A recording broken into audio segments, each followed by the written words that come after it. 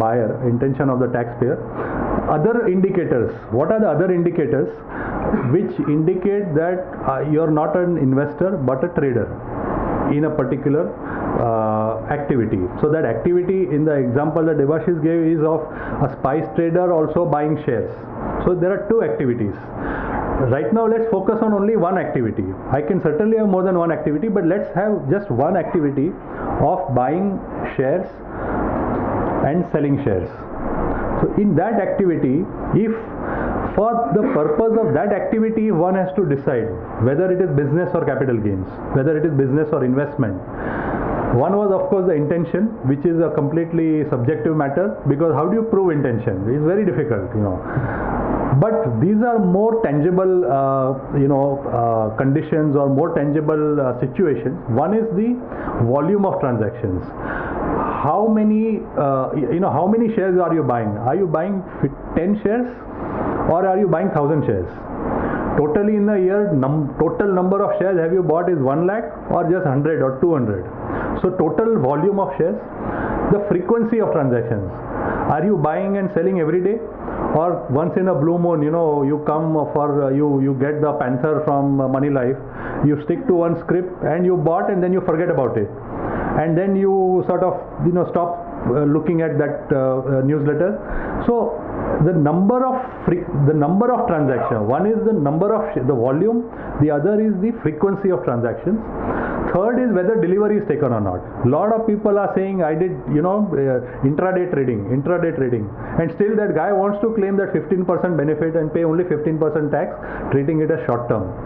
So if he has not taken and given delivery, then that means it's a speculation. It's clearly a speculation. There can be no question about it being treated as capital gains. So whether delivery taken or not. Fourth is how long have you held it? What is the average period of holding? Are you on an average holding shares only for 1 week?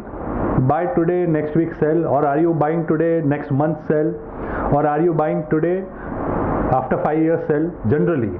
So the period of holding is also very, very relevant to indicate whether you are a sattakhor or whether you are an investor.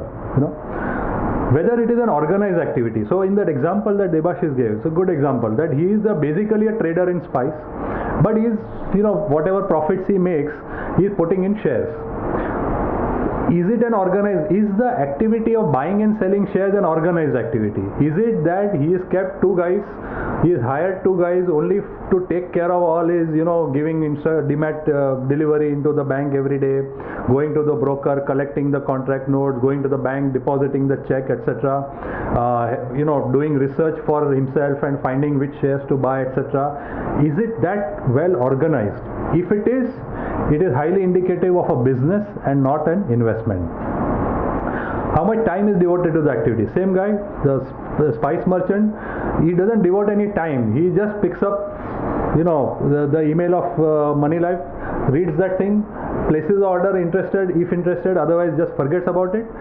He's not doing anything else. No time is spent basically in this particular matter as compared to, let us say, a Rakesh Junjunwala. His whole life is spent, the whole day is spent only on the stock market. Completely, skewed example, but what I'm trying to say is that my main activity or is it not my main activity? That will be an indicator of business versus investment. And lastly in this list, this is not an exhaustive list, but I've taken only the important ones. So whether borrowed funds used or own funds. People have taken overdrafts to buy shares, and then they are saying I am doing investment. There's no way you'll be able to succeed if you have, and then they are also claiming deduction for the interest paid to the bank and trying to reduce the tax further. That is inviting trouble. If that kind of situation arises, either of these or all of these, if these are there in your case, you need to be worried. And because as we saw earlier, if this is there and the ITO finds out, he will take a stand that you are not an investor, therefore it is not a capital asset. Because it is not a capital asset, it is your stock in trade, and therefore no benefit of long-term exemption, no benefit of 15% for short-term, no 54 EC, no exemption.